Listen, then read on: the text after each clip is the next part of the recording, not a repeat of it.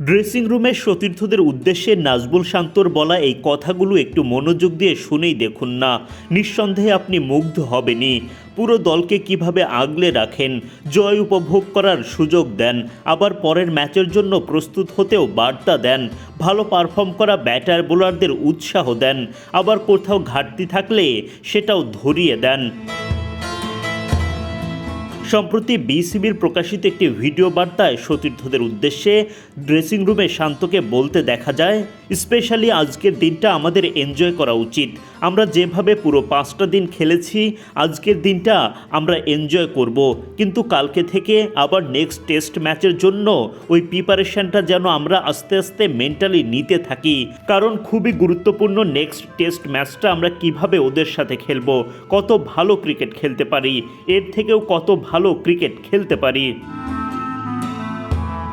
পাকিস্তানের বিপক্ষে জয়ের পেছনে পুরো দলের কৃতিত্ব দিয়ে অধিনায়ক শান্ত বলেন, সবাই ভালো ক্রিকেট খেলেছি, আজকের ম্যাচটা জেতার পেছনে আমার মনে হয় যে ইন্ডিভিজুয়াল কোনো ক্রেডিট নাই, পুরো টিম হিসেবে খেলেছি, স্পেশালি যারা যে 4জন খেলে নাই ওই 4জন সহ।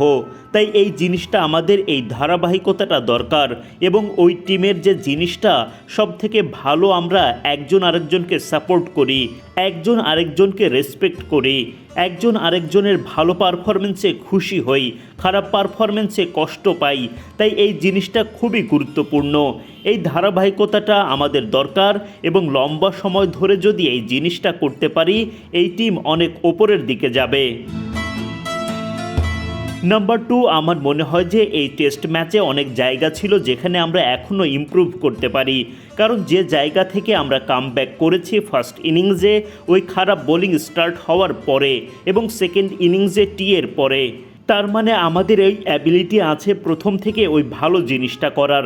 অবশ্যই ওরাও খেলতে আসছে, ওরাও ভালো ক্রিকেট খেলছে অবশ্যই, কিন্তু তারপরেও আমরা যেভাবে বোলিং করছি পরে, ওই জিনিসটা যদি আমরা শুরু থেকে করতে পারি, আমার মনে হয় যে এই টিম আরও উপরের দিকে যাবে।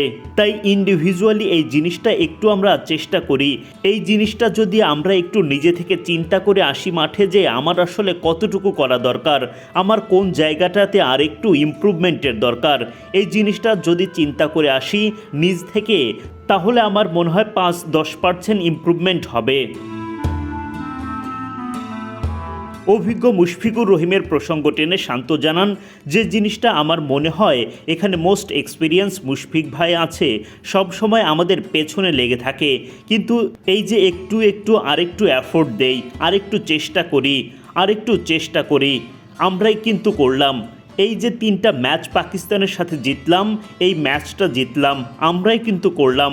বাংলাদেশে কিন্তু এরকম কখনোই হয় নাই যে এভাবে আমরা ডিক্লেয়ার করে ম্যাচ জিতেছি।